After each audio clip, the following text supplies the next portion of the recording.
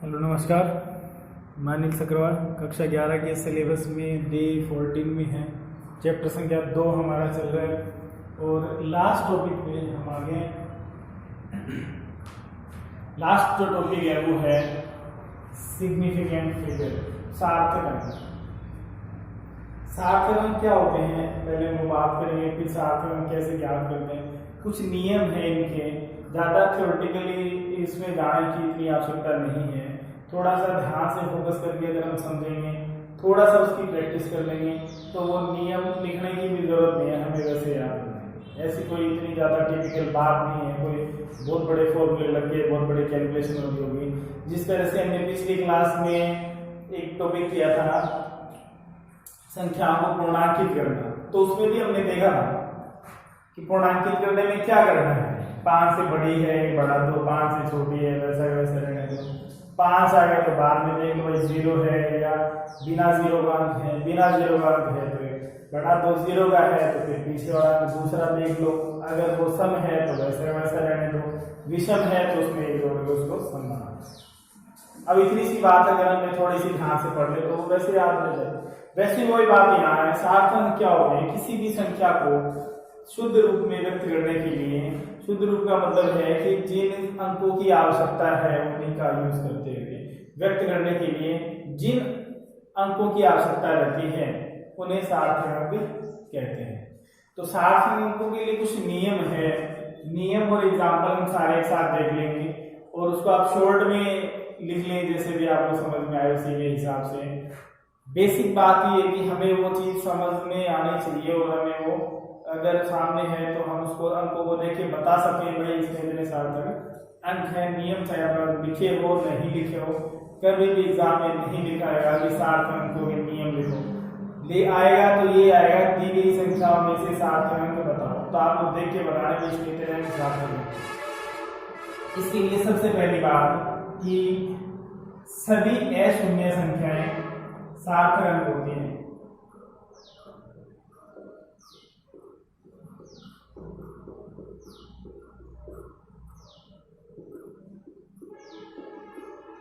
अशून्य का मतलब है कि 0 के अलावा, जैसे मान लो 123, तो इसमें कितने सार्थक अंक हैं? तीनों ही सार्थक अंक हैं। दूसरी बात, अशून्य के बीच में जो शून्य आ जाए वो भी काम का होता है, उसको छोड़ नहीं सकते उसको, वो भी क्या है, वो भी उसको व्यक्त करने के लिए, संख्या को व्यक्त करने के लिए जरूरी है। तो दूसरी बात, अशून्य संख्या के बीच में, अब देखो इसलिए इसी लैंग्वेज जैसी है कि हम लिखते हैं तो इसको, इसलिए लैंग्वेज को इतना ज्यादा फोकस करने की जरूरत नहीं है। हम उस चीज को क्या समझना चाह रहे हैं वो आपको ध्यान रखना है तो पता चल जाएगा।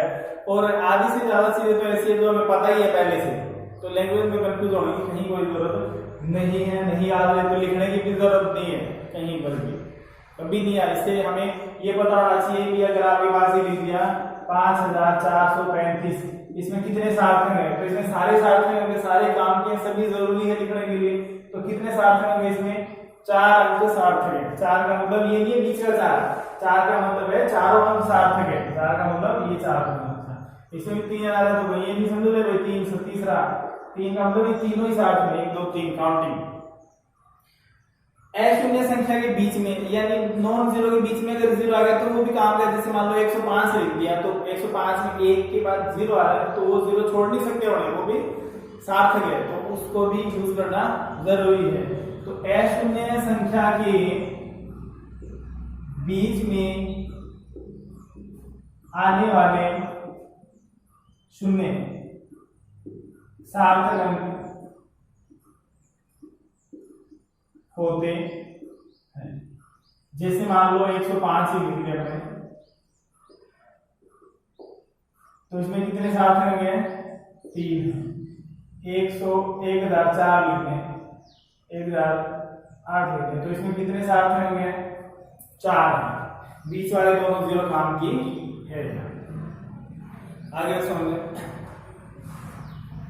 नेक्स्ट नंबर 3 लेते हैं। किसी अशून्य संख्या के बाद में, बाद का मतलब है right hand side, right hand side को लिखेंगे दाईं ओर, तो दाईं बाईं का नहीं पता है तो भी कोई दिक्कत नहीं है, उसको पर ध्यान रखें कि पीछे की ओर आने वाले 0 है वो सार्थक अंक नहीं होते हैं। ठीक है, अशून्य संख्या के बाद में लिख रहा हूं इसको, अशून्य संख्या के बाद आने वाले शून्य सार्थक अंक नहीं होते। जैसे लिखिए 5 है, तो इसमें सार्थक अंक कितना है? 1 ही है, केवल 5। दूसरा इसका नियम इससे संबंधित ये भी है कि 10 की पावर में लिखी गई संख्या भी सार्थक अंक नहीं होती। 10 की पावर में लिखी गई संख्या, 10 की घात में लिखी संख्या सार्थक अंक नहीं होती।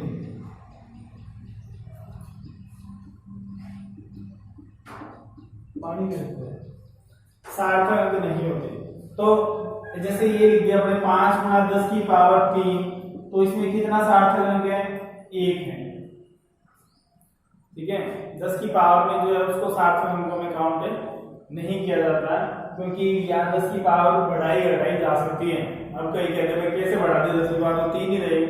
कैसे रहेगी कि आप इसको यूं लिख दें 10 से गुणा कर दे और 10 से भाग कर दे, क्यों? तो 0.5 गुणा 10 की पावर 4 हो गया, ये 100 से गुणा भाग कर दो, तो 0.05 गुणा 10 की पावर कितना हो गया? 5 हो गया। तो 10 की पावर को सार्थक अंकों में नहीं लेते हैं। यहां पर भी वही बात अप्लाई हो रही है कि इसको 10 की पावर में लिखा जा सकता है। अब आती है, ये तो कोई सामान्य बात है, सीधी देखते ही पता चल रहा है, इनमें ज्यादा सोचने वाले विषय नहीं है। सोचने वाला विषय कहाँ है, उस पे आते हैं। अगर संख्या कैसी हो? दशमलव वाली। कैसी? दशमलव वाली।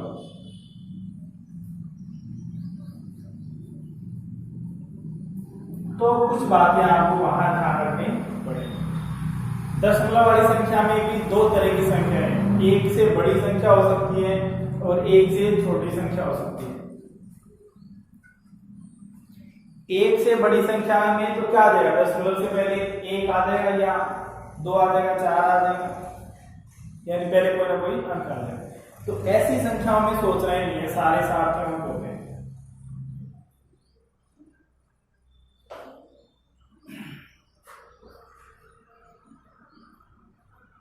यदि 1 से बड़ी संख्या हो, दशमलव की हो लेकिन 1 से बड़ी, तो सभी अंक सार्थक अंक होते हैं।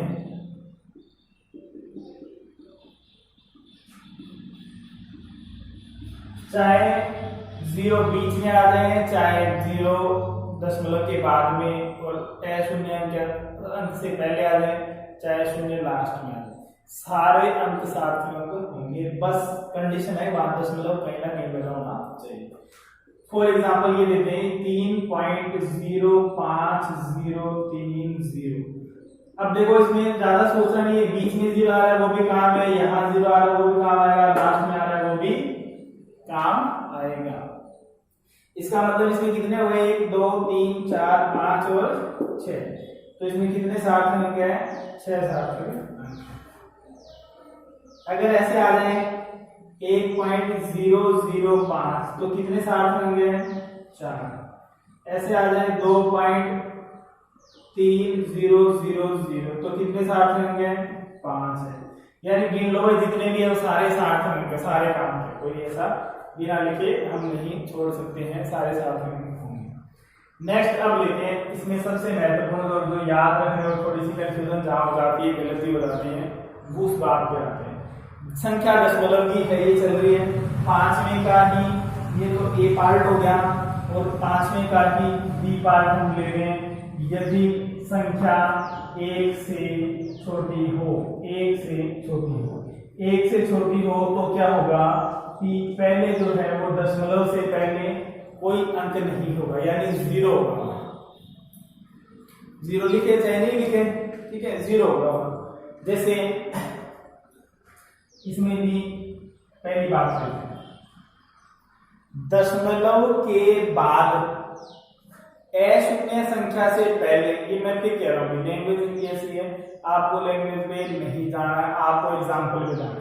एग्जाम्पल देखते जैसे यहाँ देखते पता चल गया भी इसमें तो शून्य संख्या सारे काम के, बीच में 0 आ गया तो भी काम किया, ये ध्यान रखना, ये ध्यान रह गया तो थ्योरी क्या है उससे कोई मतलब नहीं है। नियम कभी भी नहीं पूछे जाए, कभी भी किसी भी एग्जाम में नहीं पूछा जाए। शून्य संख्या के बाद आने वाले शून्य सार्थक नहीं है, लास्ट में आ गई तो काम के नहीं है। फिर उसके बाद 10 की पावर में आ गई तो उसका यूज नहीं है। फिर उसके बाद दशमलव वाली संख्या आ गई, तो दशमलव वाले मैंने बता दिया एक से बड़ी है तो दशमलव से पहले कुछ ना कुछ लिखा होगा 0 के अलावा, तो सारे सार्थक हो गए।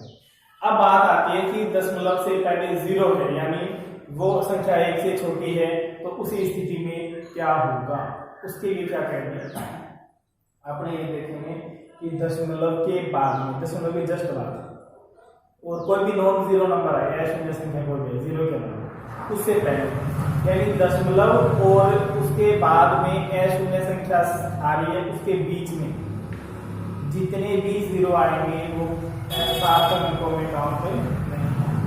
तो अपने क्या कहेंगे, दशमलव के बाद शून्य संख्या से पहले आ रहे हैं, पहले मतलब लेफ्ट साइड, इसका मतलब बाईं ओर आ रहा है, तो वैसे लिख सकते हैं, किताबों में इसको ऐसे लिखते हैं दशमलव के बाद शून्य संख्या की बाईं ओर, मतलब इस साइड में आ रहा है, बाईं ओर आ रहा है, लेफ्ट साइड में आ रहा है, तो वो सार्थक अंक नहीं। आप सीधा ये ऐसे लिख सकते हैं थोड़ा सा,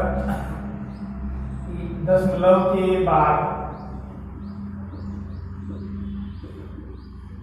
शून्य संख्या से पहले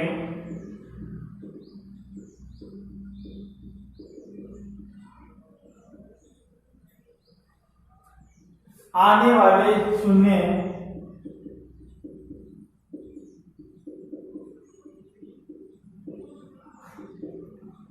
सार्थक अंक नहीं होते। एग्जाम्पल से थोड़ा सा अच्छे से याद हो जाएगा, जैसे 0.003, तो इसमें कितने सार्थक अंक है, केवल 3। दशमलव से पहले तो कुछ है ही नहीं, 0 आ गया तो इसका मतलब कोई अंक नहीं है। अब इसके बाद में देख रहे हैं बस, अगर इससे पहले कोई अंक आ गया, 1 आ गया, तब तो इस नियम में पहुंचने अपने, तब तो सारे सार्थक होंगे। 0 है पहले तो क्या होगा, बाद में देख रहे हैं, बाद में शून्य से पहले जो 0 आ रहे हैं वो सार्थक अंक नहीं होंगे, जो शून्य वही सार्थक अंक होगा। आगे बात सुनिए, जो लास्ट में आ रहे इसके बाद में दाईं ओर आ रहे हैं वो सार्थक अंक होंगे। तो बी पार्ट, इसका सेकंड पार्ट क्या हो गया, दशमलव के बाद शून्य संख्या के बाद आने वाले शून्य सार्थक अंक होते हैं। फॉर एग्जाम्पल 0.0030, तो इसमें सार्थक अंक कितने हैं, 2 है। दशमलव के बाद देखो शून्य संख्या 3 है 0 के बाद, तो 0 उससे पहले आए वो तो काम के नहीं है, लेकिन उसके बाद में आ रहे वो काम के हैं। अगर इन 0 के बाद में शून्य संख्याएं आ रही हैं, उनके बीच में कोई 0 अटक रहा है तो काम का है, बीच में तो कुछ कोई भी 0 आ रहा है, कहीं भी आ रहा है, वो सारे काम के नहीं है। ठीक है, तो ये लिखने की जरूरत नहीं है, मैं डायरेक्ट एग्जांपल लिख रहा हूँ, 0.03005, तो इसमें कितने सार्थक अंक हैं, शून्य से पहले वाला ये तो नहीं है अभी, ठीक है, इसके बाद वाला बीच में आ गया ये भी है, और लास्ट में आ गया वो भी है, अकॉर्डिंग टू दिस लॉ। तो क्या आ गया 3 1 2 3 4 5, तो यहाँ कितने सार्थक अंक हैं, 5 सार्थक अंक। तो ये इसमें सभी तरह की संख्याएं आ गई हैं। एक बात और, अगर कोई मापन लिखा हो, कोई मापन लिखा हो, कोई भी मापन का मतलब उसके आगे मात्रा लिखा हो, तो वो सार्थक अंक सारे होंगे, ये बात आप ध्यान रखना, ठीक है। नंबर 7, मापी गई राशियों में लिखे गए सभी अंक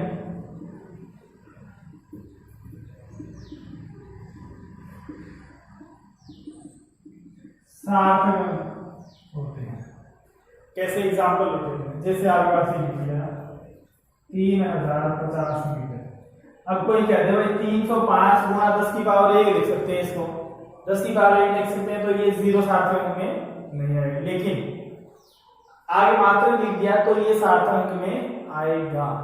ये बात आपको ध्यान रखनी है। कोई मात्र लिख दी, कोई राशि लिख दी कि 5000 पाइप है, ये लिख दिया तो वो सार्थक अंक है। फिर वो 5 नहीं, फिर वो 5000 के अंदर जितने अंक है वो सारे सार्थक अंकों में, ये कंफ्यूजिंग मैटर हो सकता है। वो आप ध्यान रखना कि कोई अगर आगे कोई वैल्यू लिख दी है, कोई मान लिख दी है, कोई मापन लिख दी है, तो वहां सार्थक अंक सारे होंगे। क्यों होंगे? देखो इसके अंदर अगर इसी को अगर किलोमीटर में बदल के लिखना हो तो 1000 का भाग देंगे, 1000 का भाग देंगे तो 3.050 क्या आएगा किलोमीटर। अब देखो दशमलव से बड़ी संख्या हो गई नहीं, तो सारे क्या हो गए, क्योंकि जब इकाई हो जाती है तो इकाई को परिवर्तित करने के तरीके हो जाते हैं। जब इकाई नहीं है कोई भी तो हमें नहीं पता भाई क्या है ये, हमारे लिए तो नॉर्मल नंबर है ये, तो हम उसको लिख सकते हैं। तो यहाँ पर क्या है, यहाँ पर वैल्यू देखो कितनी आ गई है। अब इसको किसी भी यूनिट में चेंज करें तो इसमें सार्थक अंक नहीं बदलेंगे कभी भी, 4 ही मिलेंगे आपको। आप इसको सेंटीमीटर में बदल दो, इस राशि को सेंटीमीटर, इसको नहीं कह रहा, इसको सेंटीमीटर बदलेंगे तो 100 से गुणा कर देंगे, लेकिन इसको सेंटीमीटर में बदलो। आप देखो इसको सेंटीमीटर बदलेंगे तो किलोमीटर तो ऐसा कैसा है ही, इसको तो ऐसा कैसे ही रहने दो 3.050, लेकिन अब इसको बदलेंगे तो किलोमीटर को 1000 से गुणा करेंगे, मीटर में हो गया, मीटर को सेंटीमीटर में बदलेंगे 100 से फिर गुणा करेंगे तो कितना होगा, 10 की पावर 3 और 2 5, तो इसको लिख सकते हैं 3.050 into 10 की पावर 5। अब ये तो सार्थक अंक नहीं है, लेकिन फिर भी कितने बच रहे हैं, 4 बच रहे हैं। तो सार्थक अंकों की संख्या किसी भी राशि को परिवर्तित करने पर नहीं बदलती है।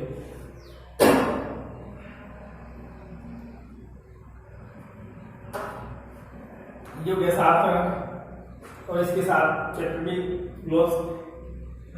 न्यूमेरिकल पोर्शन इसके अंदर ज्यादा नहीं है, इसलिए हमने ज्यादा किया भी नहीं है, न्यूमेरिकल इधर-उधर करने का फायदा नहीं है। जो लॉजिकल चीजें होंगी हम उन्हीं पे ज्यादा फोकस करेंगे। नेक्स्ट चैप्टर के अंदर काफी इंपॉर्टेंट क्वेश्चंस वगैरह आएंगे, उसमें हम आगे बात करेंगे अगले चैप्टर में। इस चैप्टर को आप रिवाइज कर लिए, अच्छी तरह से पढ़ लिए समझ में, और फिर नेक्स्ट क्लास में हम शुरू करेंगे। तब तक आप इसको पढ़ते रहें।